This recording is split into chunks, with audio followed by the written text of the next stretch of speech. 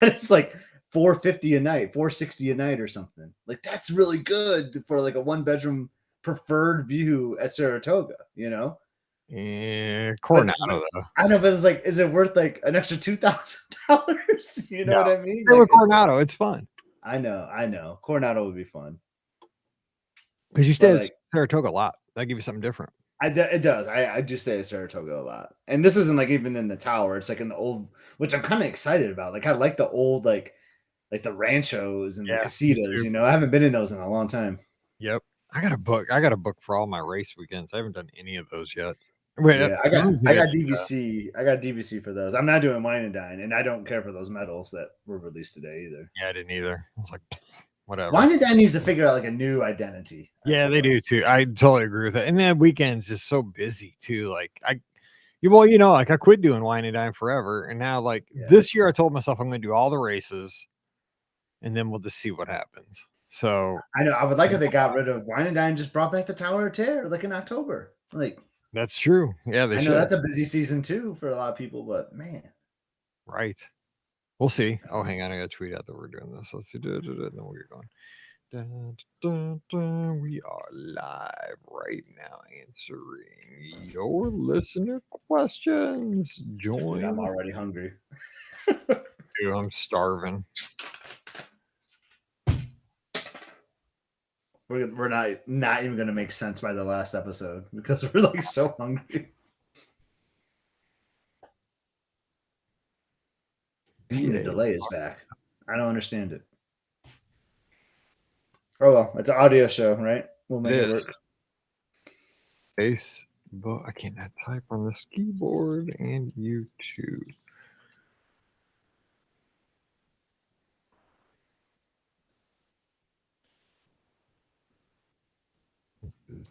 Elizabeth, already. Like, what time do you think you'll be done? We'll go as quick as we can. 7-ish. I'm gonna say 7. That'll work. Yeah, that should be 45 minutes each episode. Yep. Magic Kingdom, Florida Spell Podcast. Okay. Da. Why is nobody in here? It's unusual.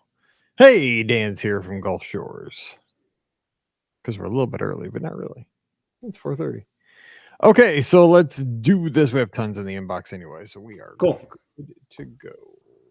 Volume looks good. 21. What did I say it was? Here it comes. In the year 2122. 2122. Pop the questions back up, and here we go. Yellow from Wisconsin. Very nice. I bet it's nice. Well, it's probably hot up there too if it's hot up in Michigan. So it's hot everywhere. I know. 105 this weekend. You kidding me? 105. I won't even take the dog out to go to the bathroom. I'm like, dude, here's a bag. All right, 105. We're not even taking you out. We got like a skunk problem in our neighborhood, so you got to be like on alert when you take your dog. That's crazy. Even when I take myself out for my 2-a-days, you know, I got to be careful. Oh, and then Kate's here. She's down in Australia. Happy winter. I'd rather have the 105. Yeah, me too. I hate winter. Okay, here we go.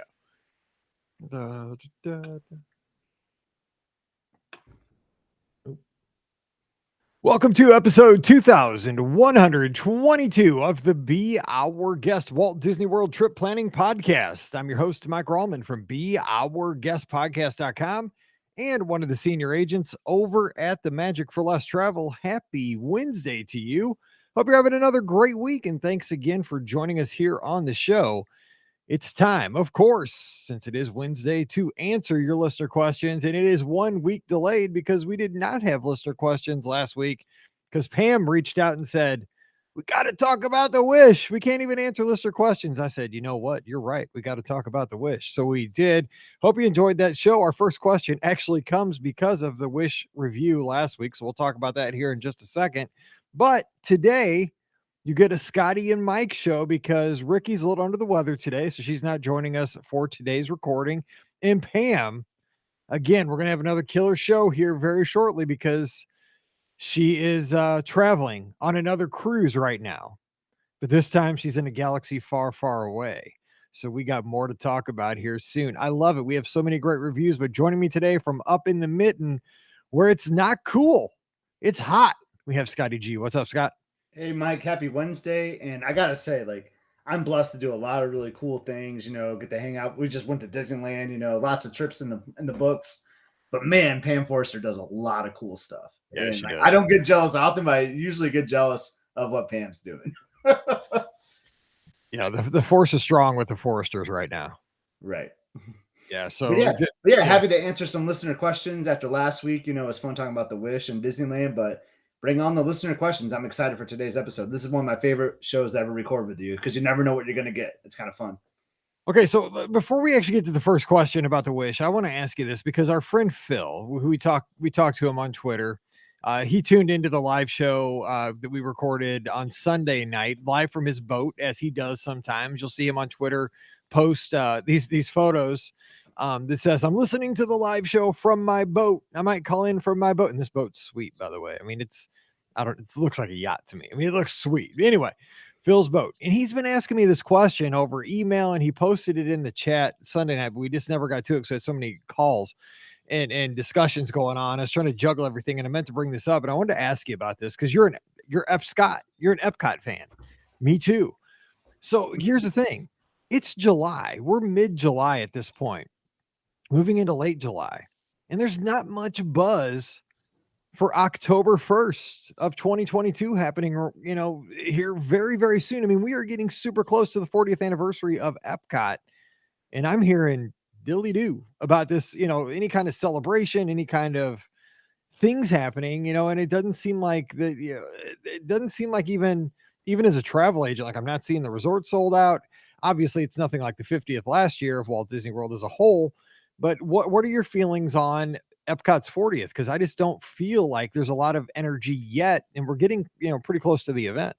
I agree. Like, where is the energy? Like, I mean, I know last year was the huge 50th anniversary, right? And like, we're still like celebrating that, we're still, I mean, they just released the Wine and Dine medals at the day of this recording, which is after the anniversary. And it's still talking about celebrating the 50th anniversary on those medals, right? So this is a long drawn out celebration, but I think back at Epcot 30th, Epcot 35th, like you were building that up big time, and there's nothing. There's no talk about any type of celebration, which is like really throwing me off. And I will say, like, I had a park reservation for it. I had a room booked. Like, I was ready to do it, but I ended up canceling it because of so many other trips, right? Like, well, I'd rather go at like Thanksgiving time with the family or something, like I've made that my fall trip. I just moved things around because there's been nothing announced that really wants me to go for the Epcot 40th, so maybe that's what it is, Mike. Maybe they need to promote it more, like show something that they're going to do, because they normally do like a big fireworks show or something, right? Yeah, and it's one of those things. I'm trying to think, was it the 35th that was kind of almost driven by guests or by fans themselves? Yes. It was almost like a fan celebration that happened where fans kind of took it upon themselves to have this celebration for Epcot, and it was kind of a special thing, but the company didn't celebrate itself. And I mean, Epcot is such a unique being, it's such a unique theme park, such a unique place. 40 years is a big deal. I wish that, they would celebrate it. I think that it would be, and I know it's in transition. There's a lot going on, it's kind of a mess still up in the old future world, but still, again, we talked about this on Sunday night, give something to the fans, and Epcot fans are hardcore. Yeah. And maybe that's what it was. Like, we had the pandemic, the early time of the pandemic, which is like put a lot of deadlines backwards, right? So maybe that was their plan, to have everything up and running for the 40th. And that was going to be the big thing they were going to share. But now, since they're behind, they're not like, they're not really promoting it so much. It could be. They just don't want to draw attention to it because it wasn't done yet. They had, again, that, that's not their fault, because, right. They planned for that. They didn't, they planned for COVID to happen, and all that. The schedules got all, messed up. So who knows? But I just wish, some way we could have some kind of celebration, because World Showcase is still full effect. It's great as ever. They got a great nighttime spectacular that, they're still, half of the old future world's kind of kicking it with Connections, Creations, Guardians of the Galaxy. So I got a test track over there. They've redone the Odyssey. So they've kind of taken that now and reclaimed that. Now there's some seating in there. I think there's quick service in there again. I think they still haven't turned into the sports bar. I was gonna say if they announce today that they're doing the sports bar, then I will book my park pass for October 1st. Me too. I'll be there. I'll be there with my Cardinals jersey or my Mizzou jersey, whatever season it is. Yeah. I know I'd rather be doing a Disney Wish cruise, and maybe that's the thing. Maybe people are booking cruises instead around that time, like maybe. I mean, I know it's hurricane season, but you can get some good cruise fares usually around that time. Maybe people are saying, you know what, forget the 40th. I'm booking a cruise on the Wish. I booked one for October 7th today. Not the 1st, but October 7th. For you? Oh, no, not for me. No, for a guest. I wish. Speaking of the Wish. Oh, you wish. Yeah, I like it. I know. I got to hit the bell. Okay, here we go. Jennifer's got a question. Speaking of the Wish, she says, hey, I was just listening to Pam's recent recap of her first time on the Wish and heard the confirmation of no running area outside. Do you know if they've changed the gym rules to allow teens with a parent to use the gym so they can run? Our son is a competitive runner and trains most of the year for cross country and track, but in the past, treadmills have not been an option because he was not 18. For teens like him or teens training for other sports, that deck has been the only way to keep in shape during a cruise. For us, that will be a deal breaker for whether we can sail on the Wish for future cruises. Thanks. Jennifer's out in Indiana. And again, we have not been on the Wish, so I don't know definitively what this is. I will ask. I didn't get a chance to ask when I talked to, because the frontline cast members at Disney Cruise Line probably won't know the answer to this, because it's probably going to be the folks up in the the staff on the ship will have the final say on this. But what would you say, Scott? I mean, what's your gut tell you on this? I think I don't know. That's a great question. Like, I feel like they should allow, if there's like a guardian, right, to be, like if think of someone like Emily's age, who's like 14, 15 or whatever. Like, she would be very responsible in the gym. Heck, she would be responsible at Apollo, but I'm never going to win that battle. But I feel like if you're with like a guardian, that you should be able to come in. They can use the treadmill, lift some weights a little bit. I don't see an issue with it, but again, who knows? Like, Disney Cruise Line will have some type of rule in place for it. And if it's not that, I mean, if they're doing it on the other ships or they're not allowing it, I don't think they would on the Wish. But what are your thoughts, Mike? Yeah, I think that, this is a very unique thing because almost every cruise ship does have a clear deck to go all the way around the ship. But apparently this ship, because of its unique nature, it does not. It has the outside deck, but it's not a complete loop where you do have to go up some stairs and downstairs on each side of the ship, which is kind of bumming me out because I like to get my runs in outside on deck 4. That's something I've done on every cruise I've gone on for years. I will be up in the treadmills, but of course I am 18, so that's not an issue. But, what I think if we gave them feedback, is guess of Disney Cruise Line is that maybe they would open up a time period each day for teens with their parents, maybe a couple hours a day where, because this is solving a problem it's an equity thing, right? I mean, maybe the kids can't be in there 24 hours a day, but maybe from, 8 in the morning to 11 in the morning, the teens are allowed with parental supervision to get in their workouts or something like that. Or, maybe in off hours, something like that. I don't know. See what they can do. No, I like that suggestion. I feel like, and it's a valid question too, because you're going to have teenagers that are in high school sports or whatever that don't meet that age limit, that even though it's like vacation, a lot of people, like, there is no vacation for workouts, right? You want to stay fit, so, people take their high school sports, their athleticism very serious. So yeah, I like that alternate though, to put like a time window out there, but who knows what will happen. Maybe they'll listen to some feedback. Yeah, just watch the cruises as they progress, because I'm sure this is going to pop up because the running track, you might not think it's popular. It is. I mean, because I'm telling you, people use that, and there's going to be a lot. I see a lot of like high school age kids out there that run because, again, especially cruising in the summer, like football season comes around and you got to be ready, and so these kids are going to want to get on the treadmills. So just I'll try to dig into this and get an answer here over the next few weeks. All right, Paul's got a question. He says, "Hey, all, food and wine question. Ever done the Eat to the Beat dining packages? Are they worth the extra money on top of the meal for the preferred seating?" I have not, but have you? I have not either, but I've been to some of those shows, and I will say, like, I don't think they're like really that packed. And I think you'd only really want to do this if you have like a specific time you're looking for, right? Like if there's a artist that you really want to see at like 6 o'clock, because that could be like a prime time spot where you might not be able to show up late and get a good seat. But yeah, I mean, if it's an artist that you're really passionate about seeing, like I say, go for it. Like you want to get that prime spot in the center or close to the stage. Like if I could see value in paying a little bit extra for that dining package. Yeah, that's what I would say too. It really depends on how big of a fan you are of the artist and also the popularity of the artist. I think most of the artists that are at Epcot, if you're not looking to see the main concert, like you said, like the 6 o'clock concert, if you're willing to go like to the 7:30 or like the latest concert, you could probably get a seat super easy and did not have to do a package. But I mean, like I'm just guessing from the list that's coming out for this year, like Boys to Men, they'll probably pack them in, especially for the first concert of the night. I would say I can't remember who else is there. So I got a guy that's down there that I want to see really bad. It's the Mr. Yacht Rock himself, Christopher Cross. Not Chris Cross. He's not going to make me jump. He's going to make me want to go sailing instead.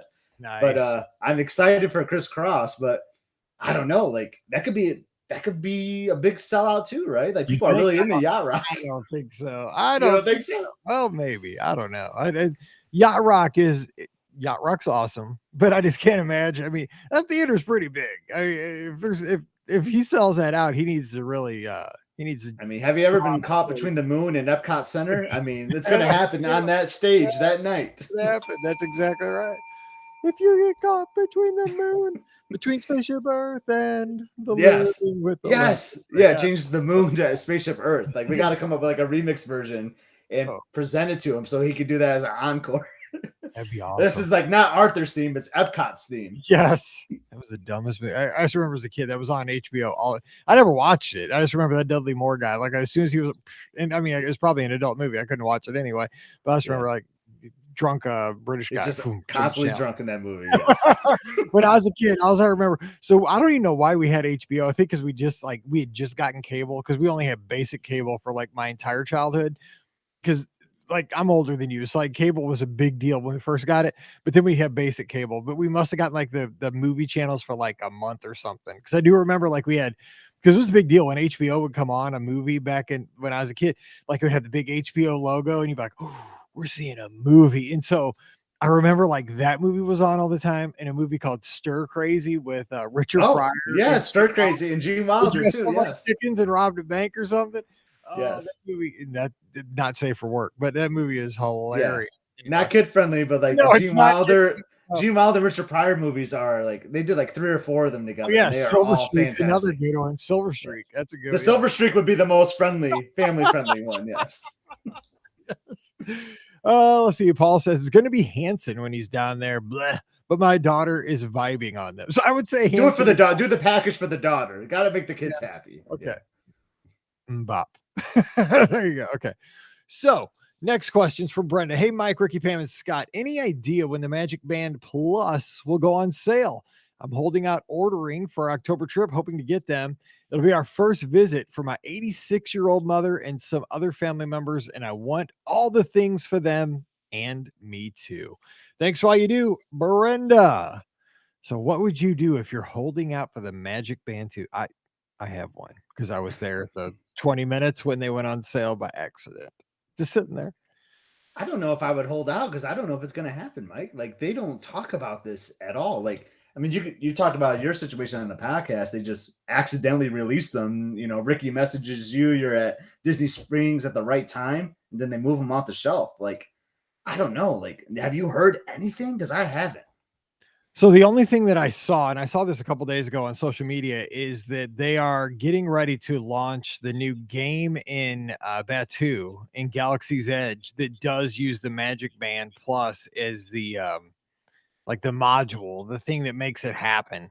So that's the only thing that kind of gives me hope that it could launch here very soon. And they have to have the inventory if they were selling them when I was down in May. I mean, they had to have some sort of inventory of these Magic Bands sitting around, and we've seen a few tests with them doing stuff to the golden statues and stuff like that. So I would say that if I had to guess, I bet you they're going to be out by September, but I don't, I have nothing official, but I would say, yes, they're probably going to be out before your trip.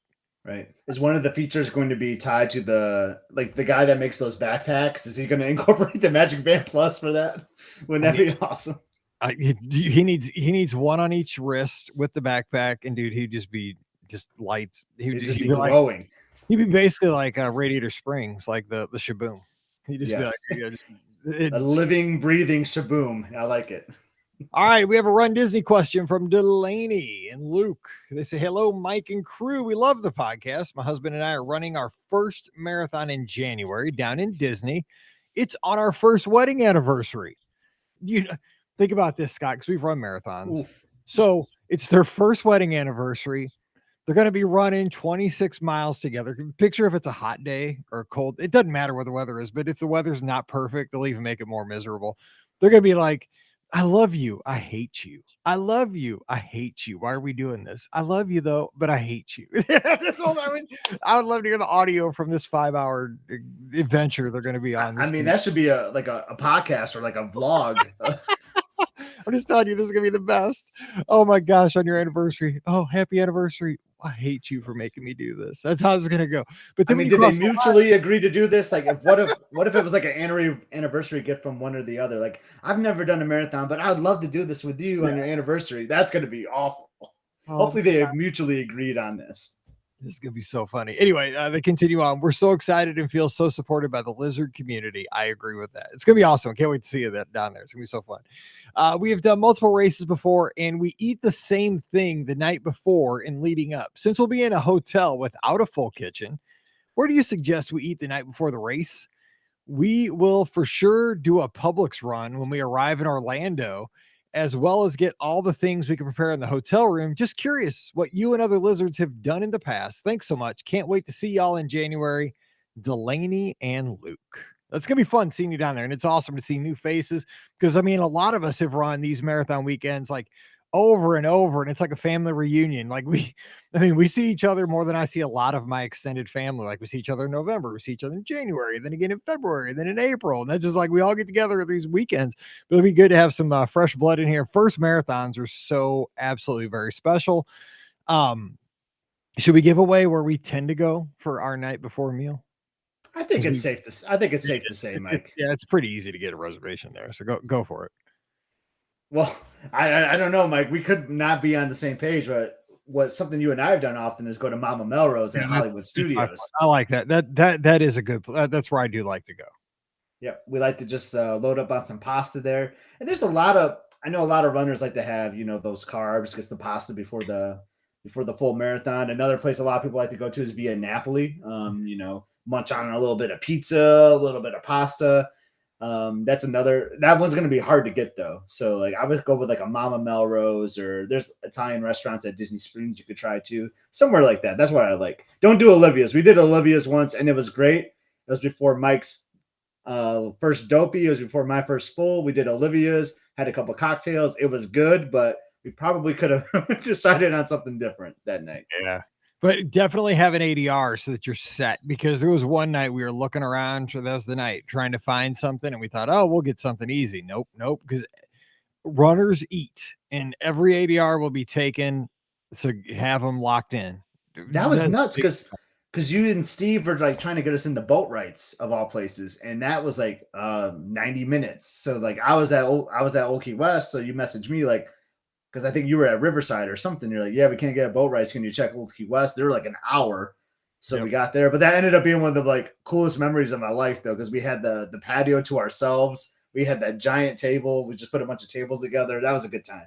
It was a great time. But man, we were starving because we're like, we just got to eat. Like we got to run, and we don't want to be eating at 9:30 because like we're supposed to be in bed at 8:30, and it takes forever to eat. So yeah, get that ADR. But and also Jennifer's mentioning Il Molino over at the Swan and the Trattoria over at Boardwalk. One thing I was going to mention too, a lot of these restaurants though will do like special runner meals. So even like a place like Olivia's that night was doing like some type of like shrimp and pasta or something that they normally don't have on the menu, or even like your food court will do like a little runner's meal sometimes too. So be on the lookout for that. I agree with Mike though. Book that ADR. Don't take a chance on waiting like 60 minutes for a mobile order, even like at a Pop Century food court. Like try to get a nice sit down meal so you're off your feet a little bit, just relax and enjoy that the Last Supper before your divorce. No, not divorce. Before your great memory running your anniversary, running on your anniversary. It's going to make that marriage so much stronger. Once you cross the line, you're going to hate each other at mile 22. I promise you, but you'll love each other again at 26.2. So it'll be awesome. I can't wait to hear. This is going to be such a great story. Real quick about the Publix thing. One, you got to get a pub sub. Those things are the best. Oh my gosh, they're life changing. I wish I had a Publix in St. Louis. And when you're at Publix and you're loading up, that's a great opportunity to get those bagels and stuff like that. Because again, like Scott mentioned, every resort's going to have these little grab and go boxes for in the morning. You can buy a whole sleeve of bagels and cream cheese or whatever you want for the price of one of those boxes. You don't want to have to buy them, a couple of times while you're down there. I mean, it's way cheaper to get that stuff at Publix, have it in the room. You can prepare it as you're getting ready and eat it as you're walking to the bus rather than having to hassle with, buying it at the food court. So load up on that stuff. Good stuff. Love talking running. Man, it's almost running season again. I can't believe it. All right. Andrew's got a question here in the live chat. He says, is a Magic Band worth it for someone who only goes to Walt Disney World once every few years? Or is it worth it for things like PhotoPass? Is it worth it for things like PhotoPass and other conveniences? So let me piggyback on this question here, Scott. So we were just out at Disneyland, and we're Walt Disney World primarily travelers. And we were out there, we used to have a Magic Bands. A couple times I went for a Magic Band, and of course they don't use them, at least yet, at Disneyland.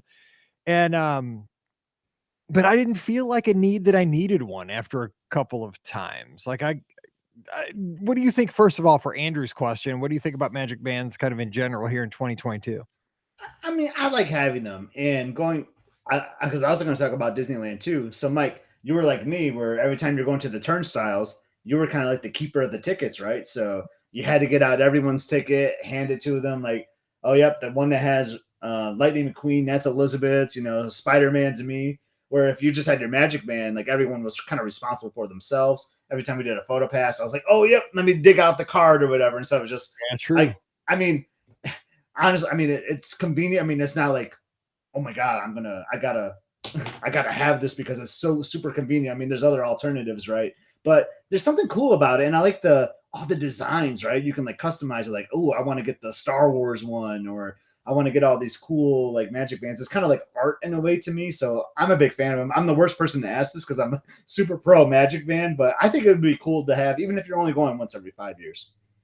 And they do last for quite a while because, again, I'm still using a Magic Band from 2018 that works just fine. So even if you go every couple of years, you could probably get 2 or 3 trips out of one Magic Band. And if Magic Band's what, like $20-$30 if you get a kind of a slightly customized one. It just depends though. I mean, you absolutely don't need it. You can put your tickets on an Apple Watch or on your phone. Right. It's just, it's a fun thing to have. I mean, it's not a necessity, but it does kind of make it separates a Disney trip from like a Six Flags trip. And it's kind of cool. Like if you still work in an office, I know a lot of us work at home, like you can kind of like hang it up at your desk at work or something, like as art almost. And then like, it's a great conversation starter when people come to your desk or whatever. They're like, hey, what's that? Like, oh yeah, this is my custom Boba Fett Magic Band or whatever. Like it kind of tells something about your personality. That's why I like them. Right. And the girls for Mallory's cheerleading gym, what they do is because they have the summit every year down at Walt Disney World, and they keep their Magic Bands from each year like attached to their cheer backpacks. And so like at the end of every season, they keep their cheer bows on their bags, but they also put their Magic Bands from each year. Now, a couple of them have like gray Magic Bands. Like a couple of them are like, dude, why you have gray ones? Like get a color at least. Come on now. Like that bugs me. Like you should have got at least a color, Or don't you remember that though? Like you could like so judge like people at Walt Disney World when they had a gray Magic Band, like, oh, they didn't do online check-in. Nope. I was like, if you got a gray one, don't put it on your backpack. I think Mallory has a gray one on her backpack because she did so. I was like, Mallory, stop. You're my kid. You got to have at least orange or something or yellow. I don't know. Anyway. All right. David's got a question here in the live chat. He says, now that Mike and Scotty G have done Disneyland, I'm assuming Disneyland Paris is next, right? Hold up now. I haven't got a passport yet. I got to work on that. I actually have the opportunity, David says, to visit Disneyland Paris next year. Was wondering how many days my family should plan for those parks. Thanks. So I haven't been there. Ricky has, Pam has. So you got the wrong two here on the show today. But if I had to guess, I mean, I would say 4 to 5 days would be something, because if you're going that far, you don't want to have to rush. I mean, that's my whole thing. I didn't have to go to Disneyland for a week, but I still didn't get everything done in 7 days, 5-day tickets. Like, I could have done more, but it also forced I didn't have to, like, we were not constantly running. I don't know, Scott, what's kind of your just big philosophy on trip length with something like that? Yeah, so I've actually looked at this trip because 2020 was supposed to be Alani for us. Didn't do that. 2021 was supposed to be Paris. Didn't do that. So like, I got this backlog of trips now. But I would say for Paris, I would do like 3 to 4 days maybe, because like if you travel that far from me, Mike, there's other sites. There actually, believe it or not, there actually is other things other than Disney, which is hard to believe, right? Power. There's like, you go to England, you go to Germany, and exactly.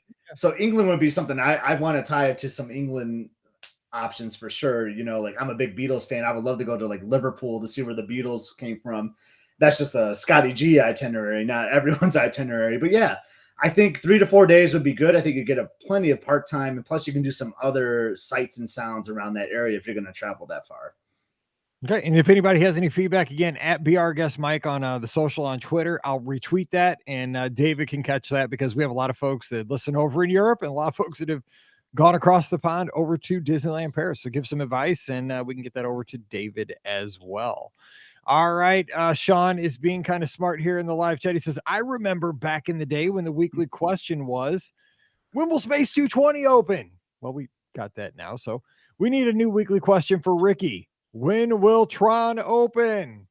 Well, Ricky's not here, but I'm guessing Tron will open probably this winter. I'm guessing, if I had to guess, I would say November, December-ish. That's where if I had to put my money on something, I'm saying November, December. What if you had to put your money somewhere? If you had let's pick a month. I'm going to say November 2022. What, like, first time, like, guess right it for real. What about you? I like that answer, because I'm going to be there November 2022. I was actually going to go 1 month later, though, Michael. I was going to go December 2022. November might be like the soft opening, right? Like cast member previews, things like that. But I could just see, they definitely want to have it open for the holiday Christmas season, right? So that's why I'm going December. But you can kind of say November is part of that season as well, because the Christmas lights and everything will be up then too. So. Yeah. I hope one of us is right, because that means it's coming soon, right? Less than 6 months. That thing has been being built. They announced it over 5 years ago. Somebody posted the other day. We have a photo of you and me like at a marathon weekend in the vehicles, remember? Yeah, I was 26. Oh, that's good. Oh my gosh, that thing's been there forever. Okay, Stephanie's got a question. Hey, Mike and BOGP crew, I'm hoping to snag us a beach club reservation for next summer, and would love to try to get a cabana for one of the days there. There'd be 4 of us, myself, my husband, 1 adult daughter, and her boyfriend. We like having a pool day to relax during our trip, and we think we would get good use out of a cabana. My question is this: have any of you rented cabanas before at a resort? If so, have you done it at Stormalong Bay? What can you tell me about it? Also, the website says you can reserve it at 60 days ahead of time. Is that the same 60-day rule they use for dining, or would it be 60 days exactly from when we want to rent the cabana? Thanks for all you do to fill in my weeks with Disney happiness. Stephanie's out in Boise, Idaho. Love that. Home of the blue turf. When you watch those football games, I was like, well, my TV's messed up. Oh, wait, no, it's in Boise. Okay, so have you done a cabana? I haven't. I'm cheap. Unfortunately, I have not, and I've tried so many times. I know we've talked about it though many times. Dude, I actually almost got one for Disneyland. I actually called and I had it booked, Mike, and then I was like, nah, it won't be that busy. And if you listen to the episode, you heard from us, the pool was packed. I mean, jam. Like, that was a fail on my part. 7,000 times we said they need another pool at Disneyland. Right. I should have booked the cabana. But no, I've tried to do this at the Polynesian many times, but my problem was I'm always like a late planner to that, like day of, like, oh, you know what we should do? We should not go to Epcot today, and we should hang out at the pool all day. And then you go to get the cabana, like, well, people were smarter than me 60 days ago. So I unfortunately have not done a cabana at a Walt Disney World pool. But the thing about a cabana, I know because Pam Forrester's rented them and I've talked to her and things like that. We've known a lot of folks who've had them either on Castaway Cay. They're very similar wherever they are, Castaway Cay, Stormalong Bay, other places.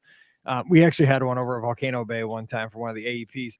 So the one at Stormalong Bay, do we not have one? Somebody had one that day. We didn't have it. Well, somebody we saw them had one when we were over at the Contemporary swimming that one day. Remember in that swirly pool during COVID? Yeah, there's people in the corner had the cabana. So yeah, you get some great stuff. Like there's great benefits. One is especially at Stormalong Bay, because this is one I've inquired about before too, and just couldn't get it. You get shade.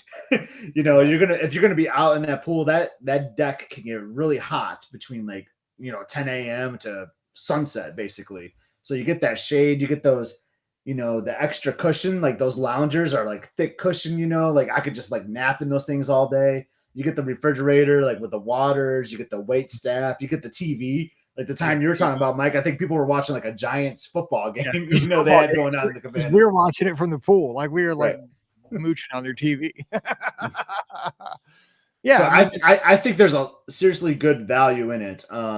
It sounds like, I think they said there's going to be like 4 or 5 of them, like you could be in that cabana comfortably. Not everyone's always going to be in the cabana. Like one thing I would do with it, I would get hot. I would jump in, swim around a little bit, then come back in the cabana, cool down, relax for an hour, then go back in the pool. I would just recommend if you're going to have a pool day, just use it all day. Cause I'm pretty sure at least at Disneyland, you could book like a half a day or a full day, but the price difference was like $50 more to get the full day. So definitely do the full day and just have it for your whole leisure.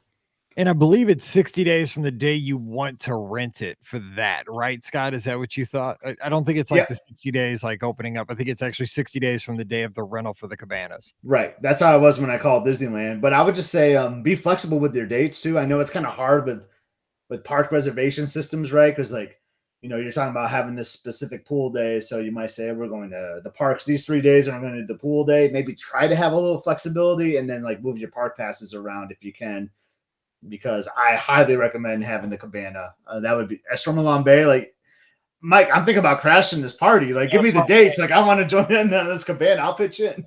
I think she's one of my guests, so I think I will have the date. So I may just be cruising through Stormalong Bay that day, be like, "Hey, Stephanie, what's going on? I brought the chips. Let's go." I'll bring Yahtzee. I'll bring the board games.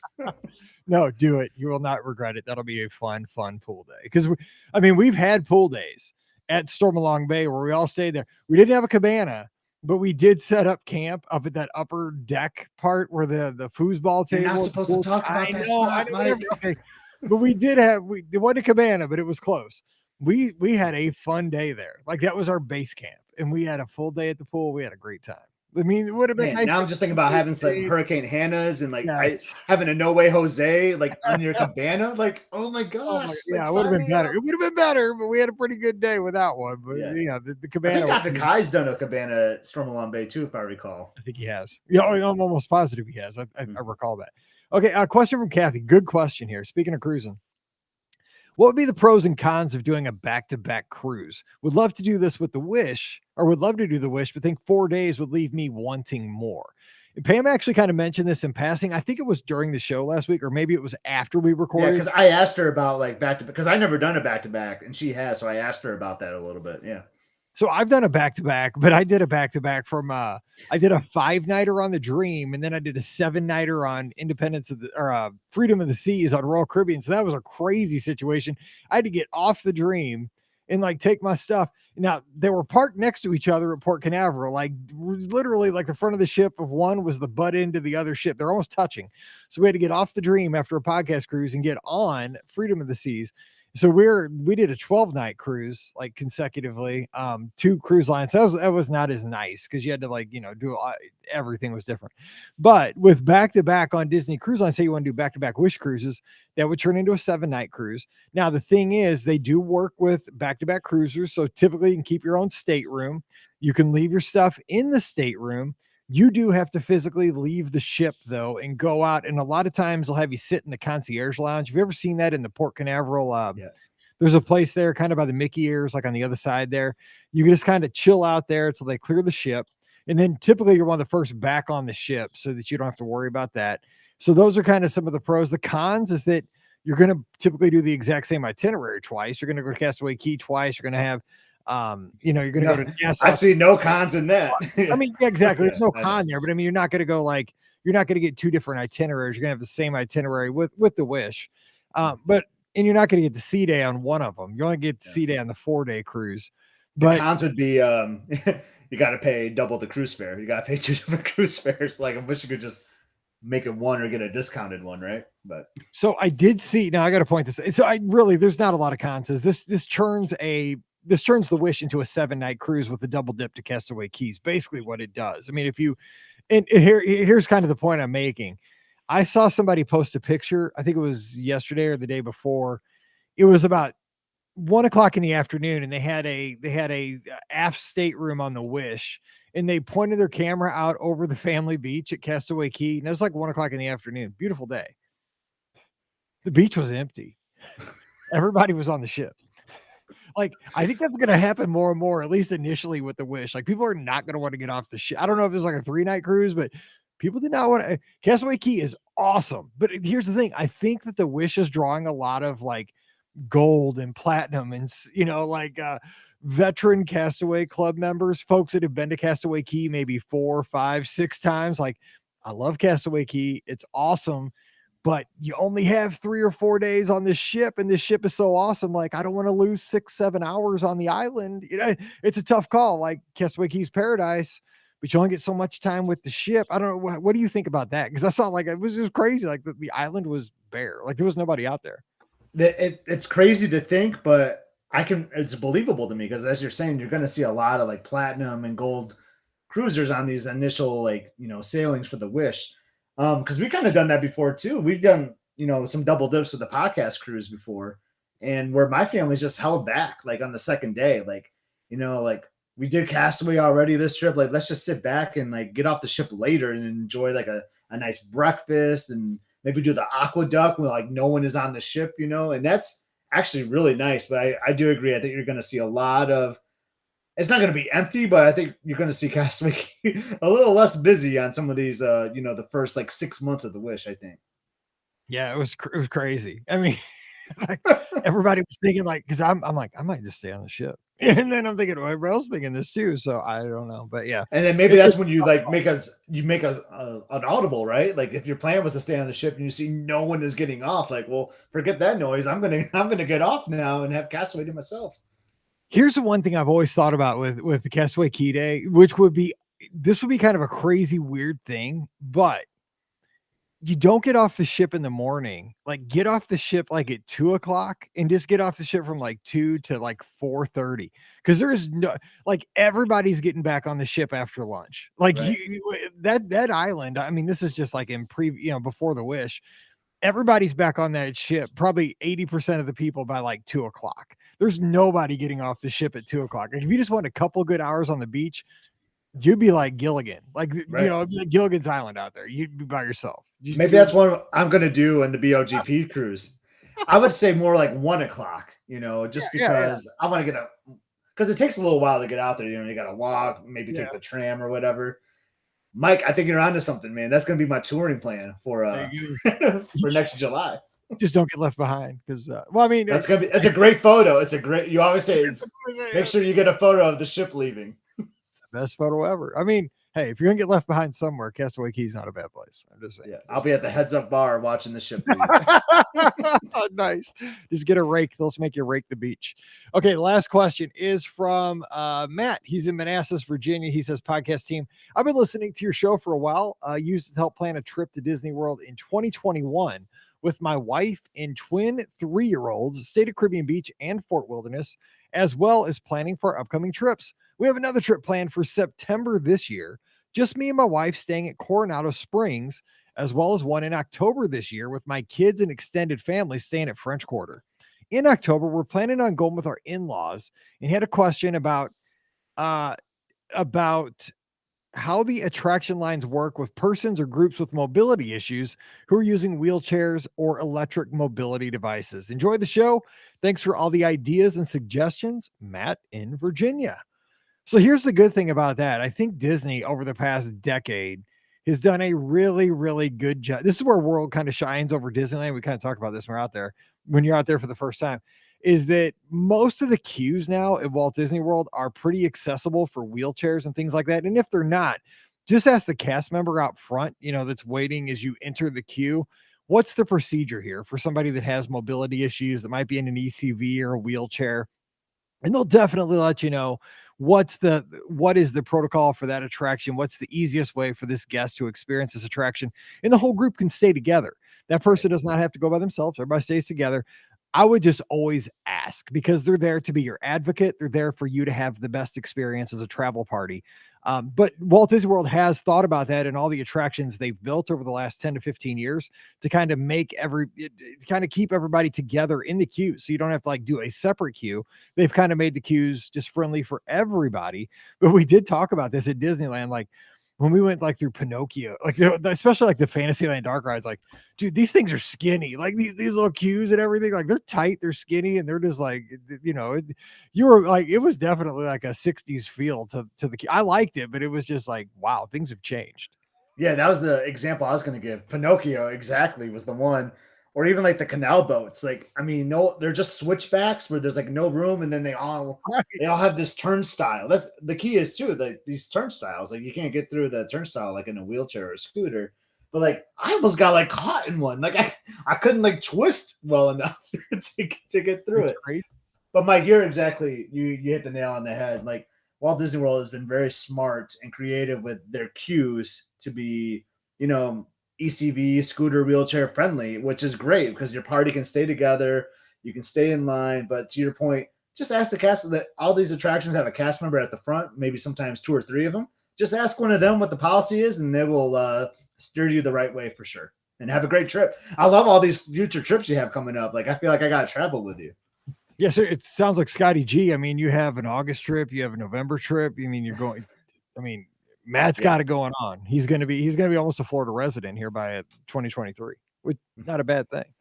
All right, well, it's going to do it for today's show. Thanks for hanging with us, and thanks for the questions. You have a question, we'll get it on next week's show. Just send that to Mike at BOurGuestPodcast.com. Just put listener question in the heading there, and I'll get that right there in the queue. And of course, don't forget, today's podcast is brought to you by the Magic for Less Travel. So check them out for all your Disney trip planning needs. They're over at themagicforless.com. We can help you plan a great Walt Disney World, Disneyland, Disney Cruise Line, or Adventures by Disney trip. Every trip that you book with the Magic for Less really supports the podcast. So come on over and fill out that free, no obligation quote form over at themagicforless.com.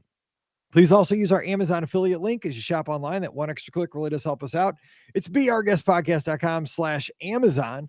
And also thank you to our patrons who support the show. Hope you enjoyed the free Patreon show on Monday.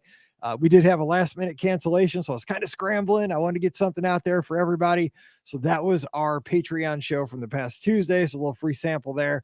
But if you'd like to get in on Mike in the Midwest and all the stuff we have going on over there, coming over to patreon.com/beourguestpodcast. Give Scott a follow on the social media at @Scott, EPSCOT.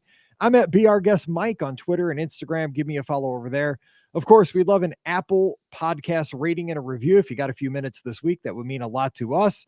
And join us this Sunday night, 7 o'clock Eastern, 6 o'clock Central, as we take your calls and talk Disney on the BOGP open line. All right, we're going to be back again on Friday with some more fun Disney talk.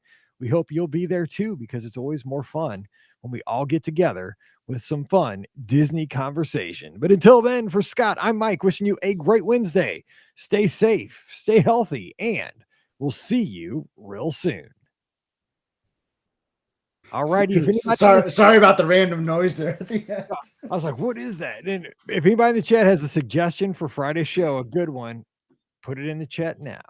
So what I was doing, I was looking for the other laptop charger. I'm going to try the other laptop because I hate this weird delay.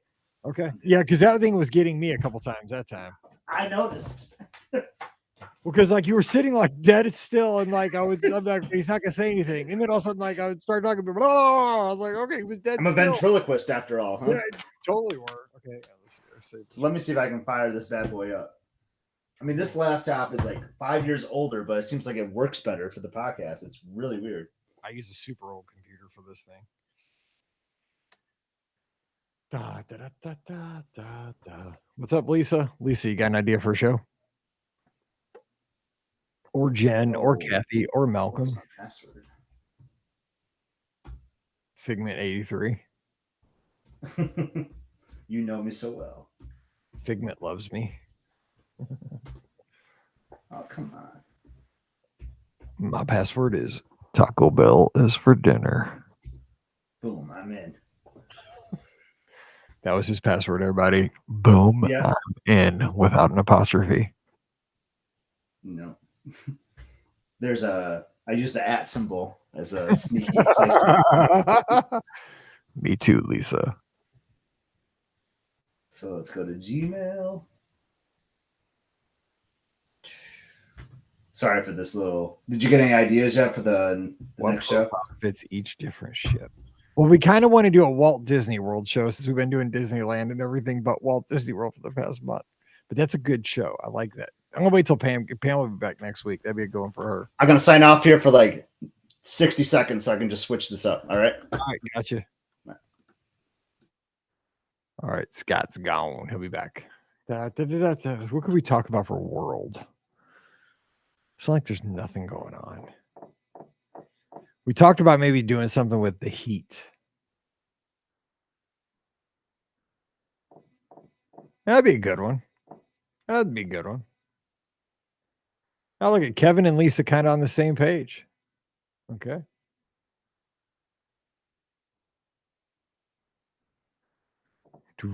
Michelle's got feedback about Paris.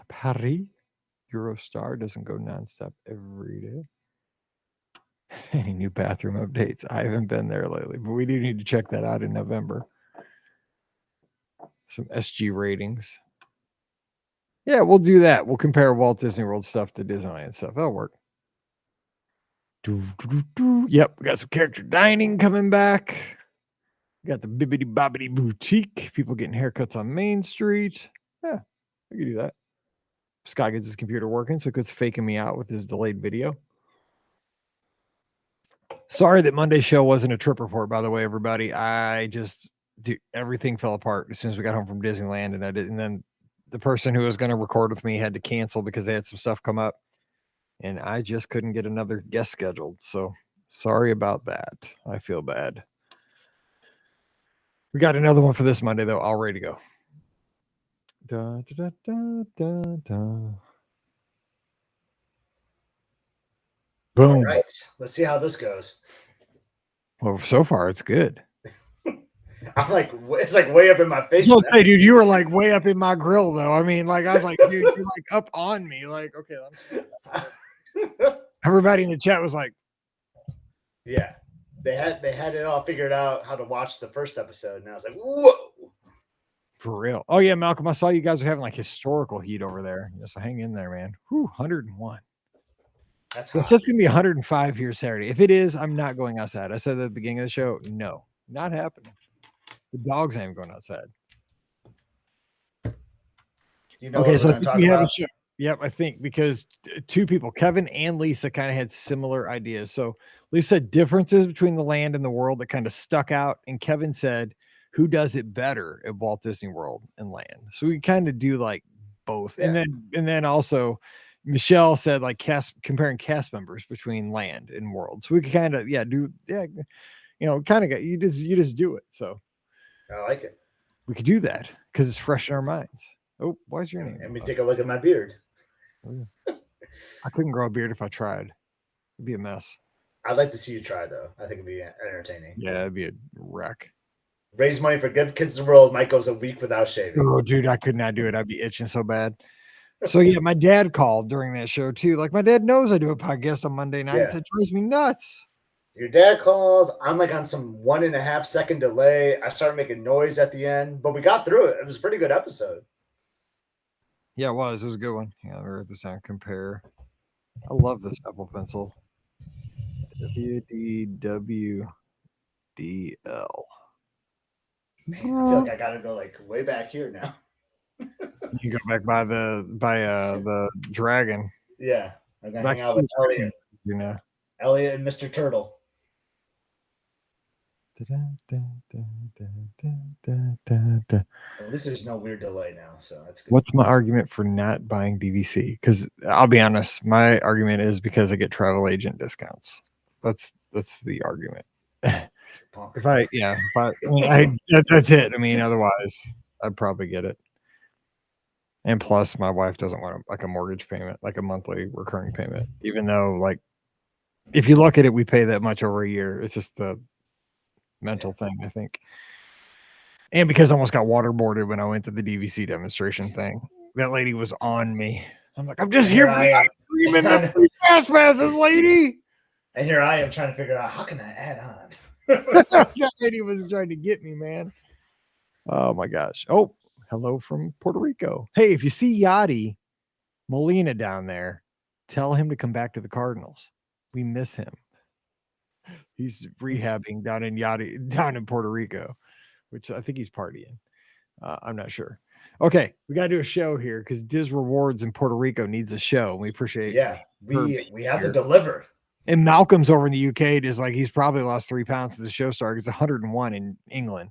Really? Wow. Oh, dude, they're having historic heat. Yeah, I saw it on the news. Well, I mean, I know the St. Andrews isn't like in Scotland, but like they were having like crazy heat for the British Open too. Yep. So I saw it today. Like it was like the first ever like national heat emergency ever in England. So it's just, I know Malcolm's going to Walt Disney World soon. He's coming to the States, I think, next month. So it's just practice, Malcolm, right? It's just gearing you up. What you say? He's getting ready. Yeah, there it is. Yeah.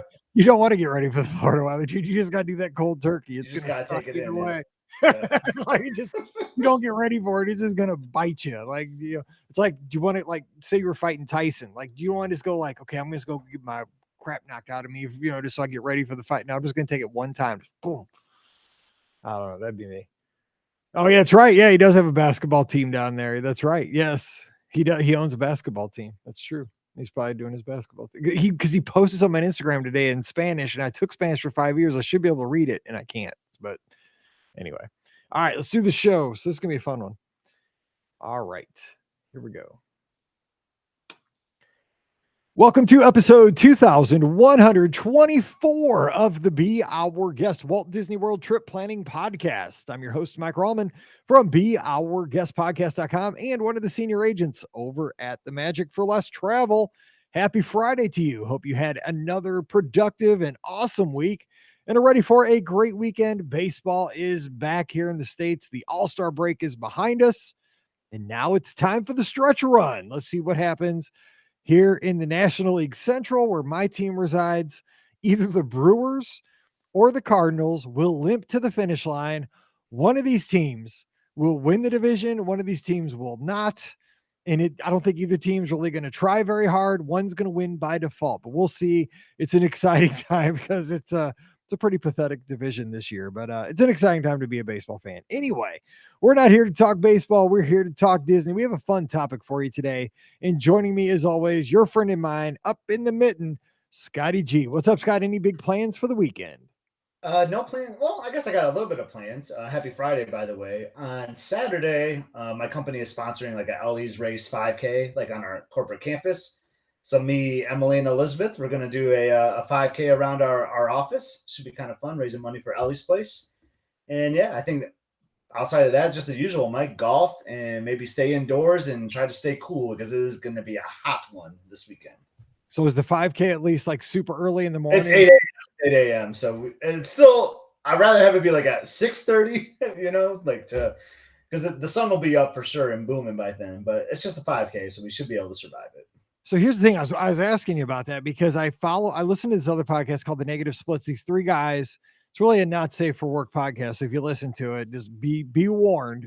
Dave Lawrence, our good buddy, he got me turned on to these guys. They're like, it's two brothers and their friend, but they run a lot of races. They run these 5Ks and they're in Buffalo, New York, but they always talk about these 5Ks and they'll happen like after work on a Thursday, like it's 7:00 in the evening, or, you know, they have these 5Ks all around town just at random times, and they're not ever like on a Saturday morning at like 6 or 7 in the morning.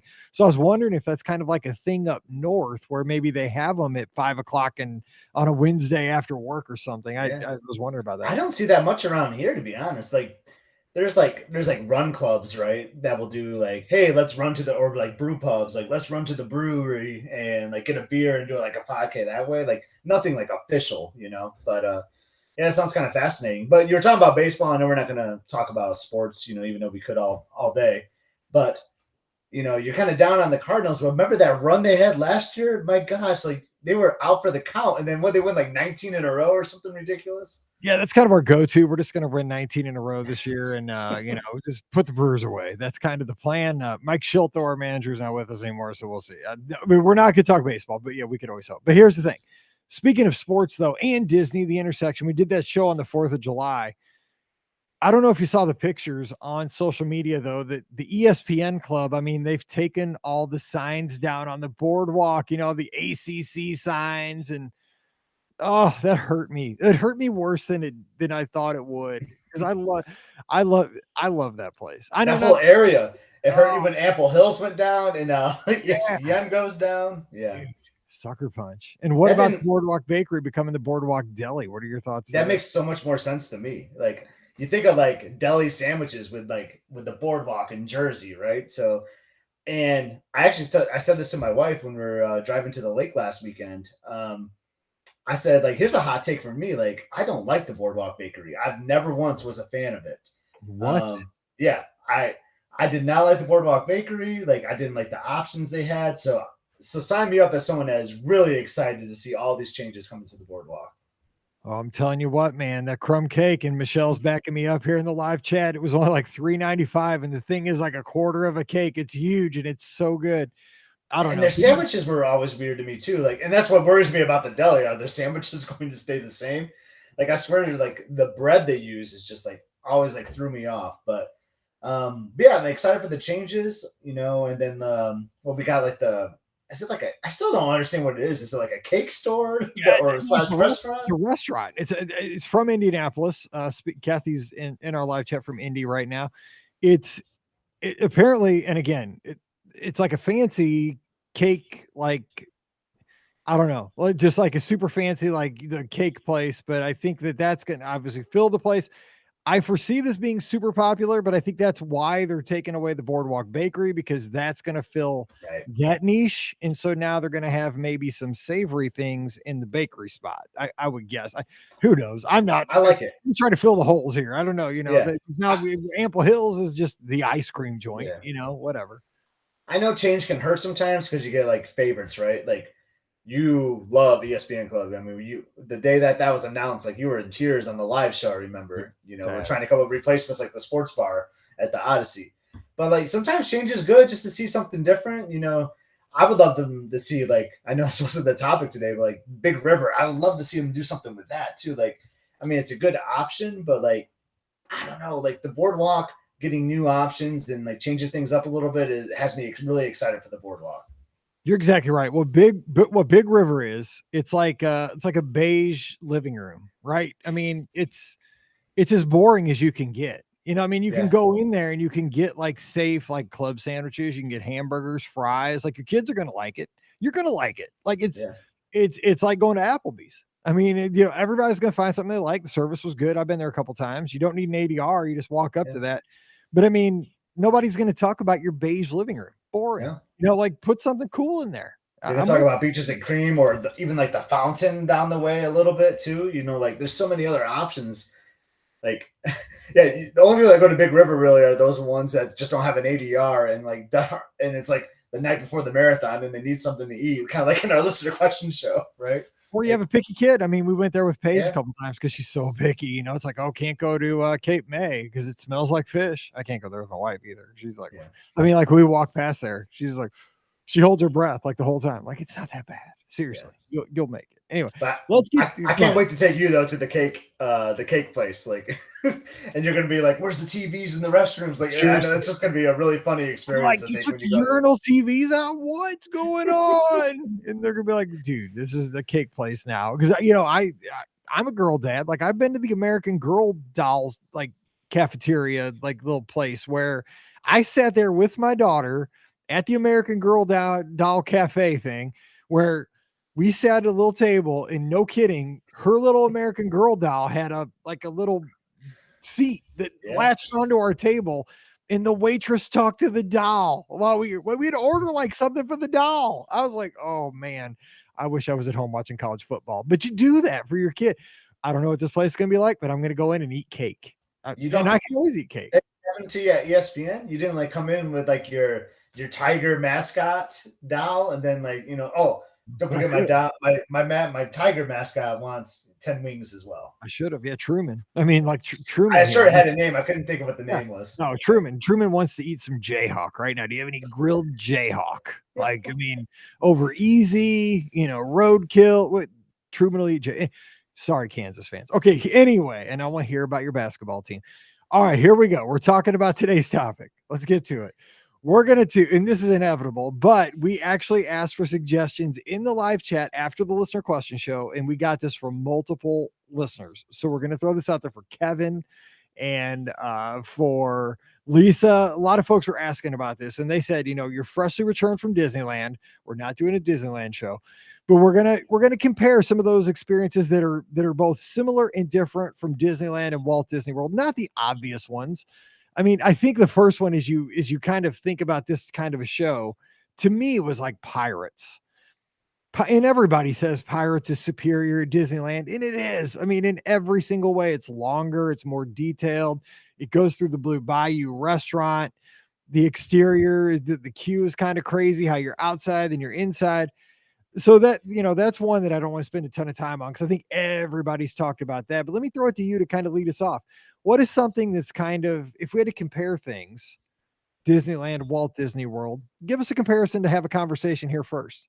All right. I love this topic. You might not have saw this one coming, so I'm going to ask you, put you on the spot here, Mike.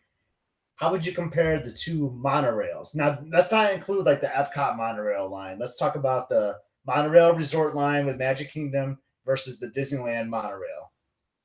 So the monorail at Disneyland is kind of shocking if you come from a world perspective, right? Because the Walt Disney World monorail is transportation. Like it's a form of transport. It's to get you from point A to point B. Now, I consider it a ride, just like I consider the Skyliner an attraction. Like it's a fun thing to do. Like I could do that just for entertainment purposes, but it's really to get you from point A to point B. And it's luxurious. It's big. You have seats, you can stand up on it.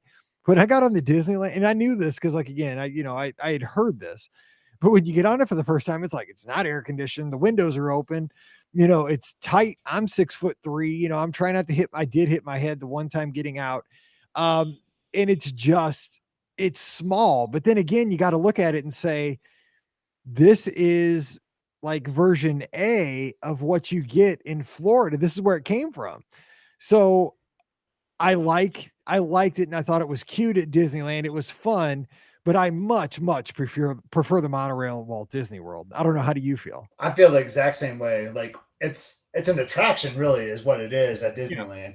Yeah. And you have to get off it when you go, because spoiler alert, people that don't know, like it goes from downtown Disney to Tomorrowland at Disneyland. And if you get on at Disneyland, you can take it for the whole loop. Like you don't have to get off at the downtown Disney.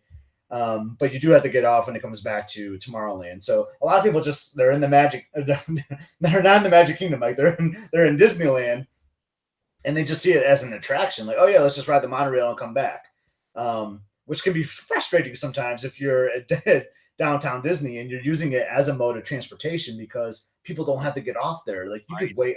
We did that once. You had to wait a really long time sometimes to just even get on it. So you have to really view it as an attraction, not a mode of transportation. And I definitely prefer it at Walt Disney World because while both are historic, there's just something about like going through the contemporary, like stopping at all the resorts. Like I just love the monorail so much more at Walt Disney World. But it was kind of funny you talked about the Skyliner. Here's kind of like a hot take idea for me. I wish they did have a mode of transportation at downtown Disney to get you to like the Esplanade, to the parks. And how about they build like a Skyliner where the station was where like the Earl of Sandwich AMC Theater was. You can build a station there, just put you on a bucket that just flies over like downtown Disney. Like how cool would it be to like fly over downtown Disney, look down on everything. You land at the Esplanade and boom, boom, boom, you can go to either California Adventure or Disneyland. I wish they would do that. That would be a great idea because it'd be a short jump there. I mean, it wouldn't be very long, and you could maybe take like an arm and put it out by the parking garages too, kind of off to the left. Yeah, it doesn't have to be like right in Esplanade. There's no room for you to build some giant station there. But like, man, like I was just thinking about that. That would be a really cool option for getting around. Because think of like how congested downtown Disney gets sometimes too, with like people shoulder to shoulder walking around. If you could just go overhead for some of the folks that want to go to the parks, I think that'd be really awesome. But it'll never happen. But it'd be great. It would be. Okay, so here's one comparison that I had, and I haven't really heard about this like direct comparison in many other podcasts or any other stuff I've read. Is the Matterhorn not version A of Expedition Everest? I mean, is it not the exact same attraction basically? I mean, it's a mountain. Everest is a mountain. The Matterhorn's a mountain. It's a steel coaster. It's got the Yeti. It's got a superior Yeti. And here's the thing, like the more that I've gotten home, and I'm trying to like rank, I haven't like written anything down or anything because I have a podcast. We'll talk about it like for the next 28 years. We'll talk about that trip, not every week, but it'll come up here and there and everywhere. But the thing is, as I try to think about my favorite attractions, my favorite experiences from the trip, a lot of them are just the hanging out kind of things. But as far as experiences like teacups at night, you nailed it. Like you kept saying, got to do teacups at night. You were 100% right. Because I mean, the Main Street Electrical Parade went right by as we were riding the teacup. It's like this is like in the Matterhorn was right there at night. Main Street Electrical Parade goes by. We're on the. I'm like, this is like a commercial. Like we're in a commercial. It really was a commercial. We're in a Disneyland commercial. This is crazy. But the thing is, and the cast member was fun too. Like everybody, it's time to party or whatever. Like because it was so. It was so awesome. Is it? And I was only riding with my wife. The girls were riding together. You were riding with Elizabeth. Like I was like, it's date night at Disneyland. It was date. You did that with your Instagram post, and I loved it. It was Friday night. It felt like a date night for sure. It was crazy. I'm like, is this 1962? No, because I wasn't born. Even me, as old as I am. Okay, so here's the thing, though. Like, I think about the Matterhorn, and like this thing was rough. Like, I swear it cracked my rib one time. It didn't because I'm still it magically healed. But this thing was so painful. It did hurt to ride this ride. I mean, it's no joke. It's not comfortable. But the more I got back, I loved this ride. Like, don't get me wrong, Everest is a great attraction. It's because it's not related to any other IP. I love what Walt Disney World has done with that. Great attraction. But the Matterhorn is such a cool thing because it's kind of the weenie for Disneyland because it dwarfs the mountain itself dwarfs the castle. And it's kind of unexpected because again, I knew the Matterhorn was there, but I didn't have any kind of scope. I didn't know that the Matterhorn I did not expect it to be that big. That thing is huge. Like the mountain itself is gigantic compared to what I had in my mind's eye. And I just loved everything about it. I loved like it was kind of a little Swiss mini land right there. I love the vehicles that it was kind of like a Space Mountain at Walt Disney World type vehicle. I love that you splash through the water. I love the Yeti. I loved it at night. I love this attraction. So like if I had to pick like between the Matterhorn or Everest, I would pick the Matterhorn, even though it's going to kill me. Like, I don't know. Am I like a sadist? Like this thing was like wanting to kill me. And yet I want to get back on. I don't want to ride it back to back. I need a little recovery time. But I miss the Matterhorn. I miss some yodeling. So like the background music too. Like you and I never really have talked about the background music at Disneyland, even though we both love background loops. But yeah, I love everything about that Matterhorn theme, and you hit it right on the head. I would almost say that it's like a combination of Everest and Space Mountain at World, way because you described the ride vehicles, and now there's two of them going. I think it's a very similar track, and like I think the speed of the attraction is about the same as Space Mountain too, because it goes through the dark and everything too. So I normally get a Space Mountain Walt Disney World vibe when I do the Matterhorn, but now you say it like you got the mountain, you got the Yeti, you got all these thrills. Like I'm really starting. You got me there, Mike. I'm starting to see it. Now that you said Space Mountain, I totally see Space Mountain in this attraction because it's like the rocket. You're basically sitting in a rocket. Yeah, you're exactly right. You're going about the same speed. You're going to churns and. Right. Yeah, exactly right. It's like, okay, this is like Everest, Space Mountain, and Matterhorn. Yeah. Like, it's the trio. I didn't think about that. That's great. It is like a trio, yeah. And one thing too, like you talk about how the scope of the mountain, like forget like the sky buckets used to go through there too. Like, I mean, that's how huge this thing is. Like, but yeah, like if the way you phrased it was like Matterhorn or Everest, oh man, I love Everest though at Animal Kingdom. There's something about that attraction where I would actually go with Everest. If I had to like lose one or the other, like it would kill me to get rid of the Matterhorn though, because of how historical and epic it is. But I would have to go with Everest on that. Yeah, I mean Everest is superior because it came 30 years later, and the technology and just the scope. It takes up probably the footprint of it's probably 3 times as big, probably even more than that. But yeah, man, I loved just because I knew there was like a basketball hoop up in there somewhere. Of course, I didn't see it. But the Yeti was just awesome. The 2 sides, you could do the Genie Plus side, you could do the standby side. I love just the water just cascading off the mountain, like because it worked, like it was actually on the whole time we were there every day. It was great. I loved it. So go ahead, let's do another comparison though. What do you got? So I'm going to go with a land for you because I feel like these 2 lands are very comparable at both Disneyland and Magic Kingdom, and that is Tomorrowland. So you got Space Mountains, you got Autopia versus Tomorrowland Speedway, Buzz Lightyears, you got both of those. You got the Astro Orbiters. Star Tours is in Disneyland's Tomorrowland, which probably threw you off a little bit. Like, whoa, what's Star Wars like doing here? So if you had to pick a Tomorrowland, Mike, that you had to be in, you had to get rid of one of them. Which one are you going with? So I'm a huge Tomorrowland fan. I love Tomorrowland. Here's the deal.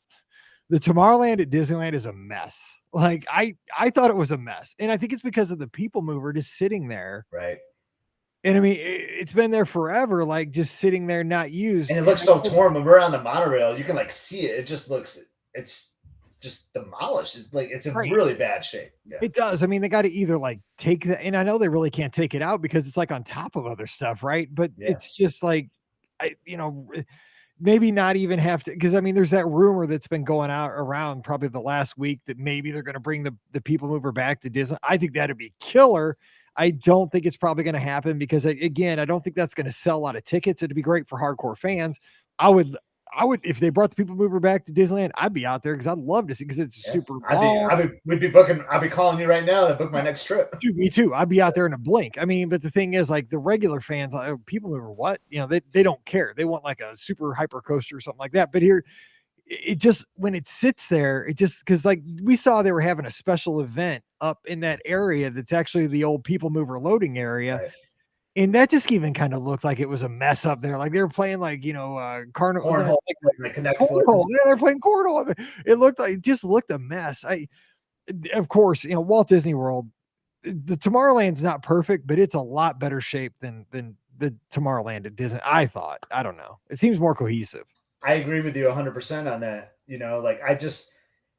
And maybe it's because I've been to that Tomorrowland so many times, but I've been to Disneyland's Tomorrowland a handful of times too. And I like the way you described it. It just feels like it's a mess. Like, like you kind of get lost in it. Like, I don't care for like the pizza, like the food court that they have. There's like the food service there too. It's just like, I don't know. It just feels very messy. The Astro Orbiter kind of sticks out like a sore thumb a little bit, the way it's not as like epic as Walt Disney World's, where you got to take an elevator up, which could take forever, but it's just like, you just think about like the neon and all that. I just think even at night, like I think the Magic Kingdom Tomorrowland just blows Disneyland's away. So that's one thing where I think Walt Disney World does really well, and that's the Tomorrowland. I agree with you.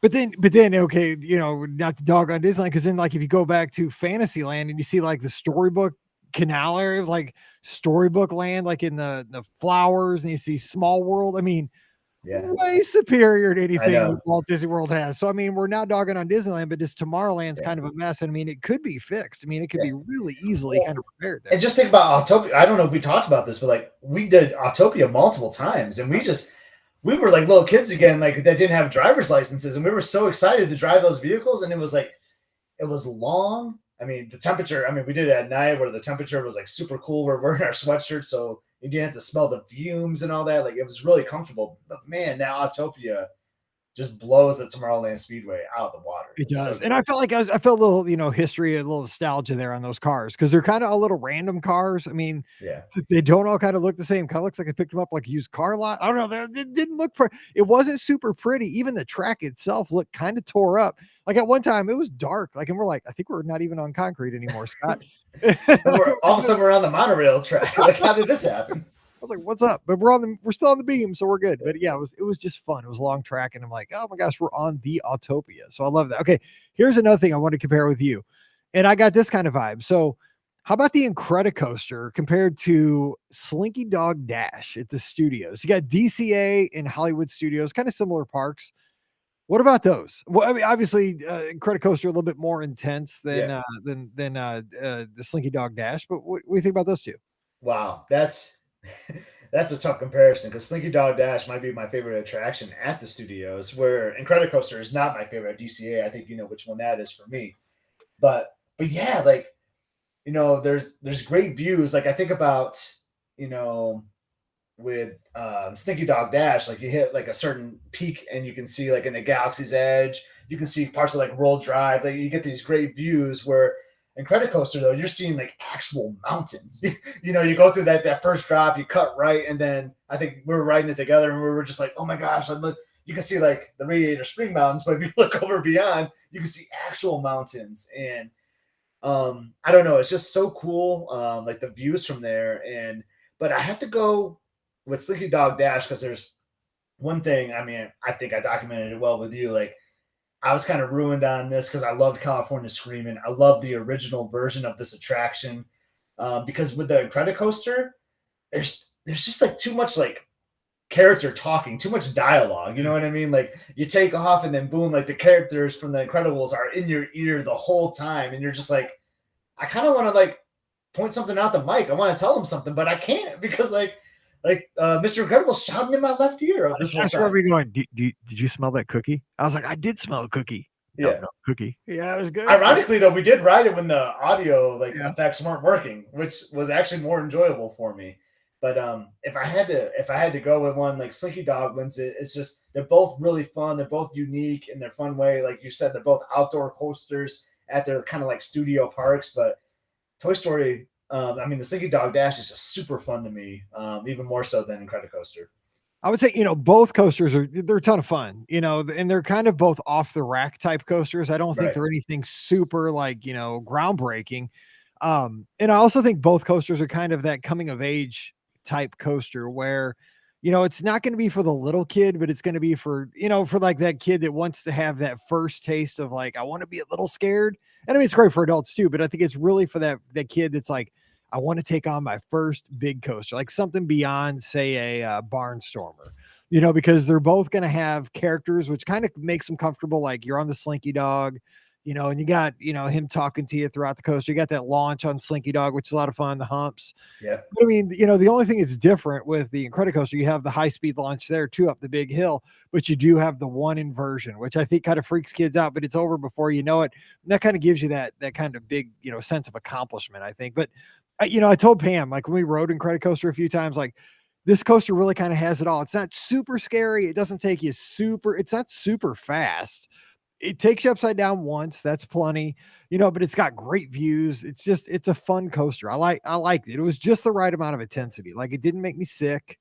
Mm-hmm. It was just right, I thought. And they both kind of have like those humps. I forget like the term of it, like where like camel humps or something. Yeah. And those are really fun. But just talking about that though makes me think of California Screaming's like original score because I'm thinking about the music because it's kind of like a carnival music thing. Like, oh man, I wish you would have been able to experience that. Like, but you don't. You have nothing to compare it to. And Incredicoaster it's pretty epic, right?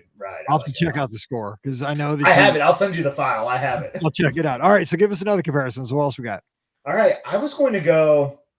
I don't even know if this is comparable, but I just love talking about it, and I want to hear additional takes for you on it. But is the trains at Disneyland, the Magic Kingdom?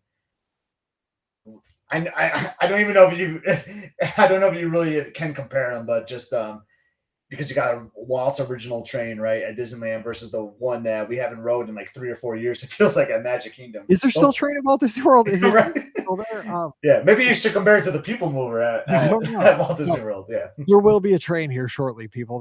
We're going to manifest this. We're going to make it come back. But no, because one of the things Pam got me for our anniversary one year was the Behind the Steam Trains tour. So I got to go back in the roundhouse and got to climb up on the trains, get my picture taken, got to see like how they fixed them up, monorails too. That's a very cool tour. If you ever get a chance to do that. If you're a train geek, like I love trains.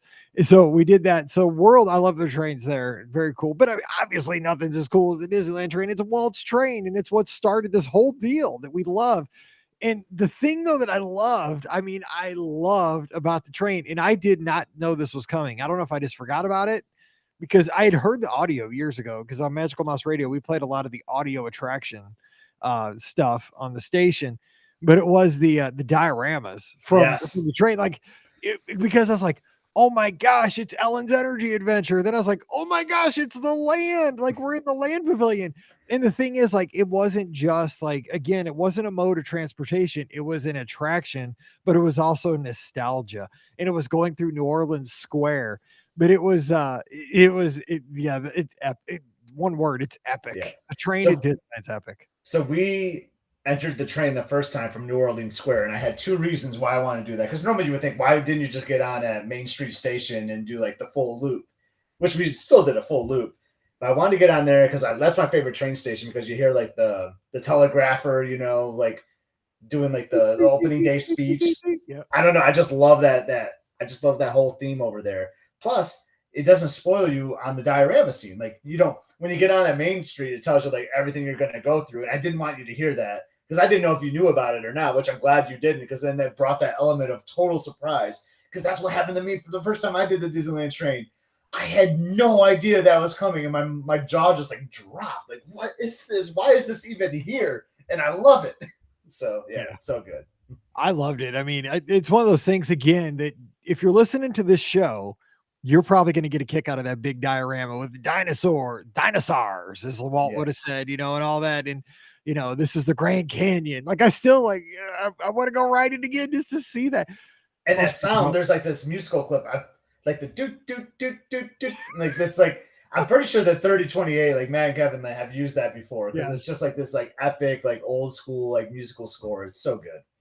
Regular people don't care about that stuff. I know. We're nerds. Like, you know, like dinosaurs, who cares, dude? It's the Grand Canyon. Like, there's a couple foxes in there. Who cares? Dumb. Like, but I mean, it's like the greatest thing ever. I was so excited about that.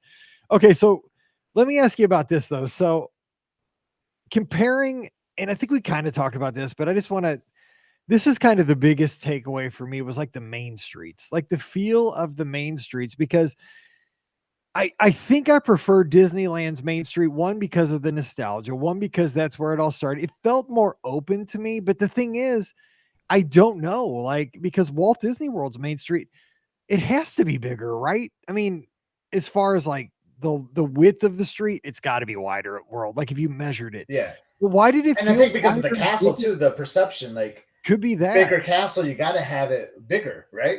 Or else, if it's like the same width of Disneyland's, that castle is going to seem even bigger with a forced perspective, I feel like. But that's probably a good point, because I've been wondering about that, because it's like, I felt like everything was bigger at Disneyland, but I know, like, intellectually it probably wasn't. Like, the width of the street was probably skinnier, and, you know, like, buildings are short. Here's the thing. Here's what I really enjoyed though about Land, and we haven't talked about this, was that, like, the storefronts were not just facades. So, like, for example, on Main Street at Disneyland, when you went to the magic shop, it sold magic kits, like tricks for, you know, and you had a picture of Steve Martin in there, who worked in there back in the day at the magic shop.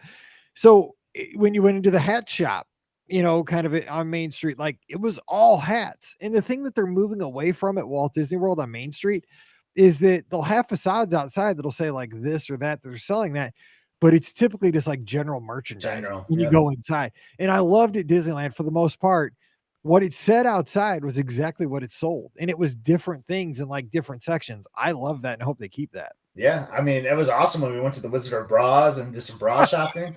So that's now no longer around, as we know. But yeah, I just love Disneyland's Main Street.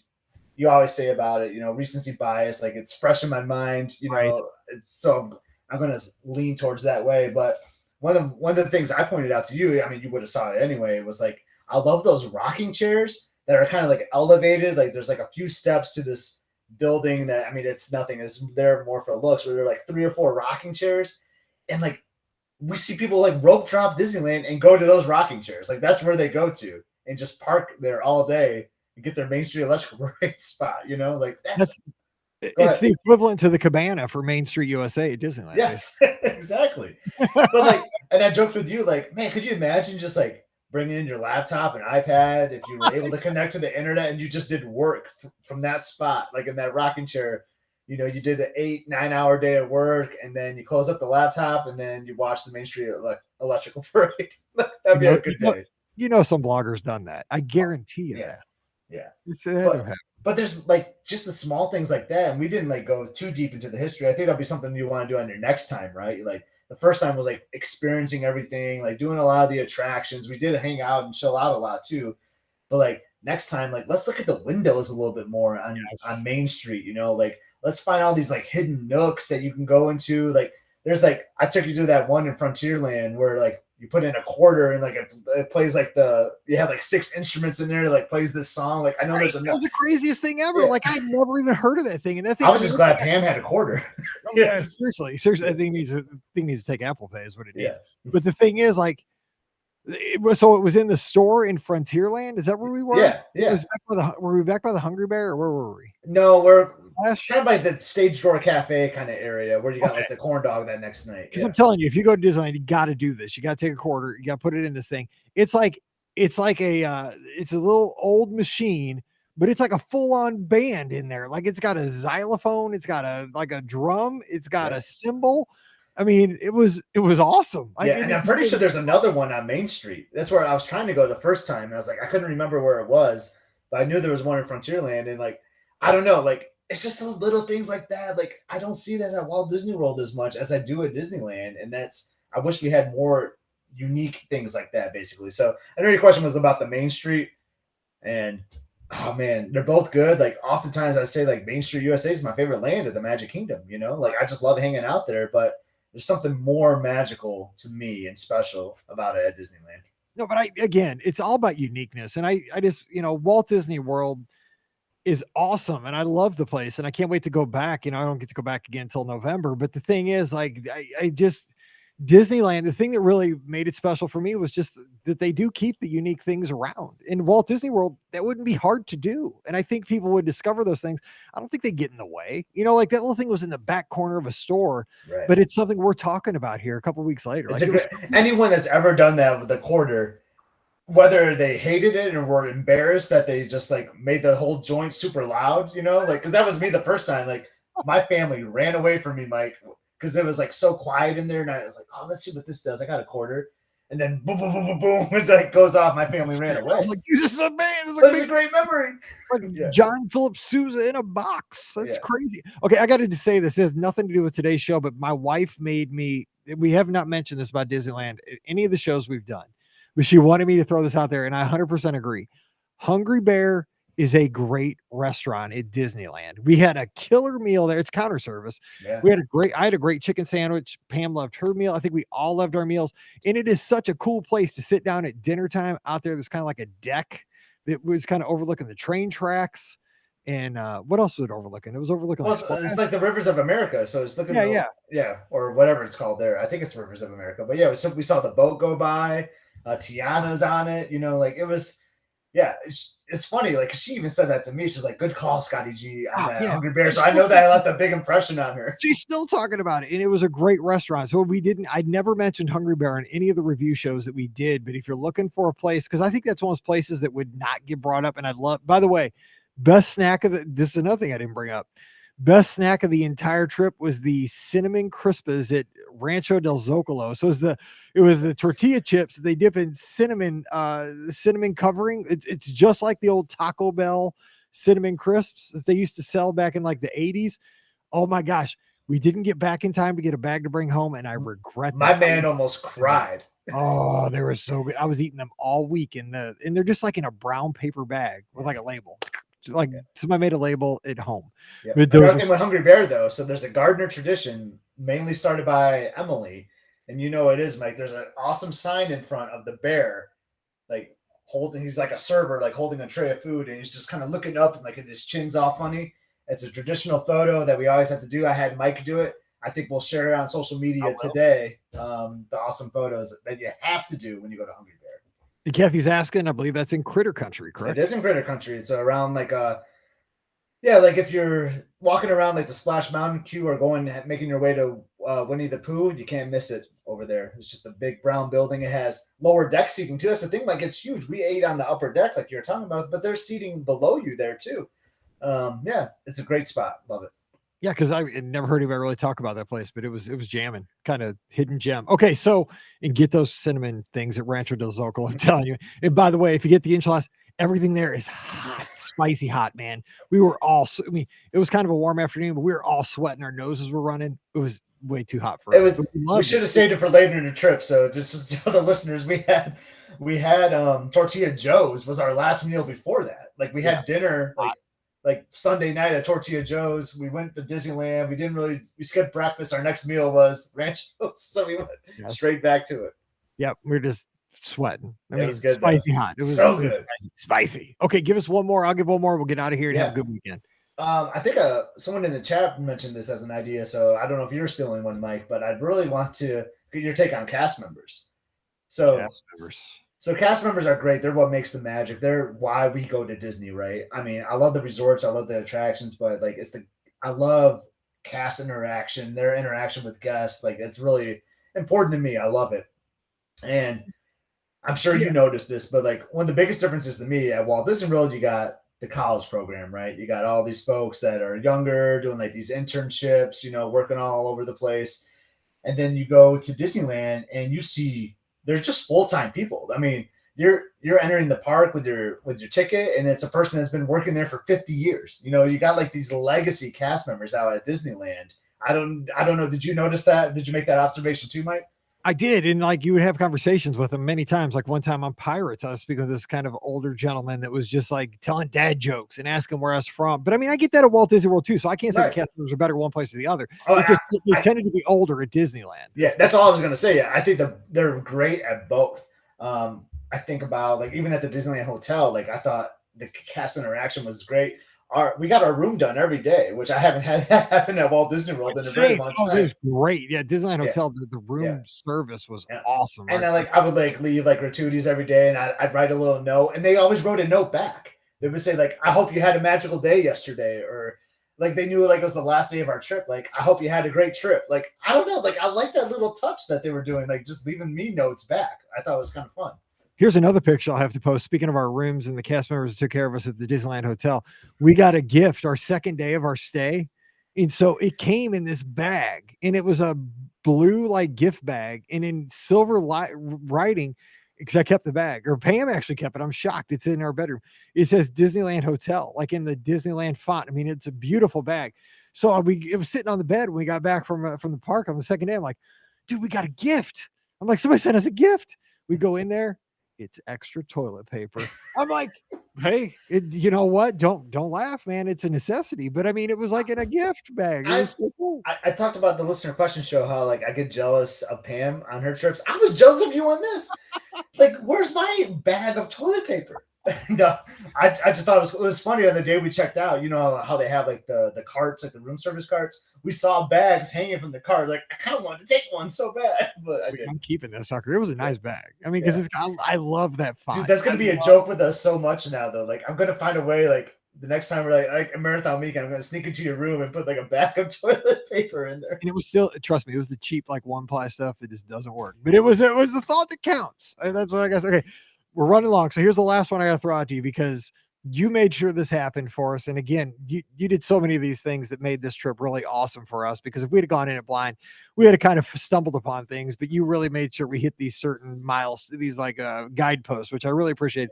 Fantasmic at Disneyland compared to, it's because it's the same show. Like I know the music, and Pam, my wife Pam, Fantasmic is her favorite nighttime spectacular. And I love Fantasmic. Obviously, if you listen to the intro of our podcast for the last 2,000 plus shows, that's where we got it from. I love the music. I love the show.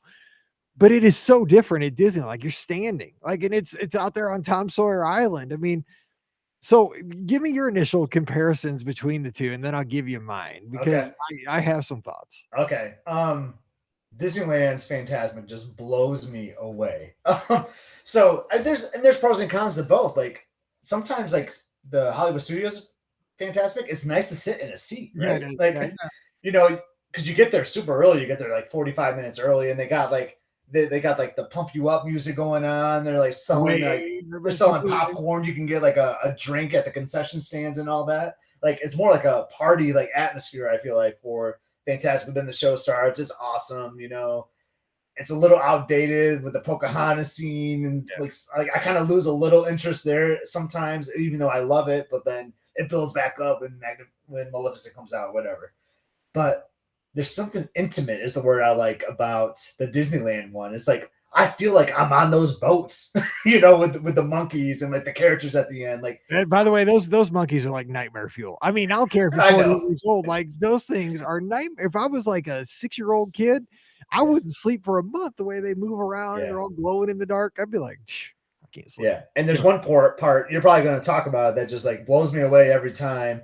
Like I knew it was coming. Like you were standing in front of me and like Emily was to my left. I kind of elbowed her and like kind of pointed. She knew what was coming too. And then I was more so watching your reaction as opposed to like what was going to happen, which was really fun for me. Like you talk about like going with a first timer to Walt Disney World or like a kid to see it through their eyes. Like I was kind of watching Fantastic through your eyes that night because it was just so much fun for me. I know what you're talking about. Okay, so here's the story because I was going to share this. So this is what made the Fantastic at Disneyland so much better. Again, it was different, so it was kind of fun to see something slightly different than the show I'd seen probably 30 times. But the thing was like the pirate ship. When that came by, I got to hit that because that's what you're talking about. So the Columbia. Yeah. So I knew that the pirate ship was a part of the show because I'd heard that, but I totally forgot about this because I was just watching the show. I was enthralled with the show. So I'm watching Mickey and I'm watching everything happen on the water screen. And I am not kidding. We were standing there, and when that cannon went off, I swear it must have gone off like 10 feet from my head. It buckled my knee. Like my knee went boom. And like I almost went down. Like it scared the crud out of me. Like my heart stopped. I mean, it was not like a soft like boom. It was like boom, like the park had blown up. Like it scared my heart stopped, my knee buckled, and then all of a sudden the ship was like just there. Like it's right in front of you. Yeah. I am not kidding. Like the ship is, you're not kidding. I mean, it is like 20 feet from you. And I don't know what they do because it's nighttime. It looked gigantic. And the amount of actors and pirates and people battling on this ship, I mean, it looked like you were just in the middle of a Pirates movie. They do that so well. I was just like, my jaw was just like, yeah, you win, Disney. This is amazing. That's the best part of that Fantastic for sure. Because a lot of it is the same in World. Like, because you get like the monkeys, you get the character dances, you know, those floats, but that pirate ship, man, like that's worth Disneyland admission alone, a single day ticket. I feel like. Oh my God! Once my heart started beating again, I was back. I got once you were back. Once I was back to life, it was awesome. Yeah, so that totally made. I mean, that was just one of those things like I will never forget. It was like, boom! And I was like, oh. Yeah. So I knew that's Pam's favorite show. But it's funny, I've never seen Fantastic with Pam at Walt Disney World, and you've said for years that's her favorite. I've heard her say it before. So that was another cool moment for me. It was like, man, I get to finally watch Fantastic with Pam, and it's at the best. And I didn't even ask her, like, has she commented on it? Like, did she like it? Like, she liked it a lot there, Disney. She really liked the. I mean, you can't not like the pirate ship. I mean, it's just because again, it's live theater. That's the thing is, you know, you got all these like fireworks shows that are awesome and stuff like that. But then when you see something like Fantasmic, I mean, there's real actors right there. I mean, this is like, you know, real actors on the Columbia and on the Mark Twain at the end of the show with the characters and, you know, the like you said, the little float, like the pontoon boats with, you know, Beauty and the Beast and Ariel and Eric and all this. I mean, it's so fun to see that. I love it. And I felt like they had more fireworks at the Disneyland. Totally. Yeah, totally. 100%. Because that night, that was the night the fireworks were canceled. Yeah, exactly. So we still got to see some. Yeah, we got to see the Fantastic. Like they're half price. You know, I'm like, I thought they couldn't do fireworks tonight. They're just and you know, of course, like we're joking because you know that viral video of Mickey where he fell down like about a month before that with his getting ready for the mitts to go off. You know, so okay, last bonus one. Then we got to get out of here. Start the weekend. Lisa, is the corn dog better at Disneyland? Yes, it is. Right, Scott? It is. The answer is yes. There's 3 spots you can get in there. I like them, and I don't know why. I feel like they all are a little different. It's probably like a mental thing for me, but you can't go wrong with any of them. They're all so good. And I learned how Mallory, as much as I vacationed with Mallory, I learned how she eats a corn dog, and it's very interesting. It's wrong. It's wrong. Something's wrong with my daughter. Something is absolutely wrong with her. She does eat her corn dog. She eats all the corn meal off the dog and then eats the dog. So never seen anything like that in my life. She's not my daughter. Like, something's wrong with her. I tell her, I'm like, Mallory, it's a corn dog because you get a little cornmeal in your mouth with the hot dog. It all goes together. That's what makes it a good treat. Nope. She's like some kind of a rodent or something. She eats the corn off the dog, and then she ends up with like a hot dog, which, I mean, doesn't even look appetizing when you just have this hot dog on a stick. It almost made me like I don't know if I want to order a corn dog after seeing that. I know that you don't want to expose that dog. It's like some looking, great looking hot dog off a grill. No, it's like a boiled hot dog. She was ruined corn dogs for me, Mike. So thanks. Totally. No, I'm just kidding. Me too. I'm like, what's wrong with you? Whose kid are you? But yeah, Disneyland for the win for sure on the corn dogs. Well, this show's kind of gone off the rails, but it was fun. We loved this, and it was suggested by our listeners, so we appreciate it. So, Scott, thanks so much for hanging out this week, and we'll do it again here shortly. But yeah, I think I'm going to be here next week. It sounds like so. I think you will be too, and hopefully we'll have Ricky back. Hopefully she can bounce back, and we can have her here on the show. All right, so let's get on to the weekend, but don't forget, of course, always the show's brought to you by the Magic for Less Travel. We'd love to you to swing by their website this weekend. Just go over to themagicforless.com. Check out all the great trip planning tools right there, resort guides. You can check out all the Disney Cruise Line itineraries right there if you want to sell the wish, the dream, the fantasy, the magic, the wonder, wherever you want to go. It's all right there. And then once you're there, fill out that free, no obligation quote form, and an agent will get back to you right away. And if you mention the podcast, just a little behind the scenes stuff, if you mention the Be Our Guest podcast, those quotes come to me. So you and I will be working together on those trips, and I'd really appreciate that. It'd be a lot of fun. So check them out today over at themagicforless.com. Please also use our Amazon affiliate link as you shop online. That one extra click really does help us out. It's beourguestpodcast.com/Amazon. And a sincere thank you to the patrons of the show. You guys make it happen, and you get that bonus show called Mike in the Midwest every week. So come on over, patreon.com/beourguestpodcast. Give Scott a follow on social media at @Epscott, EPSCOT. Instagram and Twitter, I'm at BRGuestMike. I'd love to have a follow over there as well. If you don't mind, we love a rating and a review on Apple Podcasts, wherever you get the show. It really does help spread the word about the podcast. And finally, join us this Sunday night, 7 o'clock Eastern, 6 o'clock Central, where we'll be taking your calls, you, me, and Scotty G. You get to be a part of the show immediately. Just call in. We'll talk Disney with you. You want to compare some of these things? Let's do it. You want to talk about the news of the week? Let's do that. It's your show. So let's talk this Sunday night, about 48 hours from now. All right, we're going to get out of here and let you get on with your weekend. But thanks so very much for hanging out with us. We've had lots of podcasts, but it's always fun because we're a community. You guys hang out, we talk on social media, and we get to have fun together. And that is absolutely what this is always all about. So for Scott, I'm Mike. Wishing you a great weekend. Stay safe, stay healthy, and we'll see you real soon. Scott, where's your favorite place to watch Harmonious? Front of the house, baby. Just between like the two where we watched it, Mike. Where you? Oh yeah, yeah. It was actually the first time I watched it from there. I also like watching it. I kind of have a secret spot. I don't know if I want to share it, but kind of over in the UK, like where like the outdoor, like if you went to the fish and chips, you gotta be careful how you say that. Fish and chips. Yeah, you do. Easy. Gotta talk slow, Scott. Enunciate. If you go to the fish and chip stand, there's like the outdoor seating to the right. A lot of people will take those chairs early in the night, and you might have some obstructive view, but you can sit down and watch the show, which is pretty awesome. Yeah, you got to kind of get lucky on those. You do have to get lucky. But there's, to the left of that, though, there's a cool like walking path where you can stand and kind of lean in on something, which is kind of what we do most of the time, it's a pretty cool spot. That's a good point. That is a good spot. All right. Well, hey, I'm going to cut you loose so you can go get some dinner, and I will text goulash. We're having goulash tonight. We're back. We actually bought some groceries after a couple weeks off being in Anaheim, so back to cooking meals at home. That sounds good. You know what I'm having? Taco Bell. Yep, Taco Bell. Oh, man. When we're at Disneyland, they're having Rancho. I can't ever say the name of it. Yes. Rancho del Zocalo. God, I'd love to have that tonight. So good. All right. I'll talk to you later. I'll talk to you later. All right. See you, everyone. All right. Bye.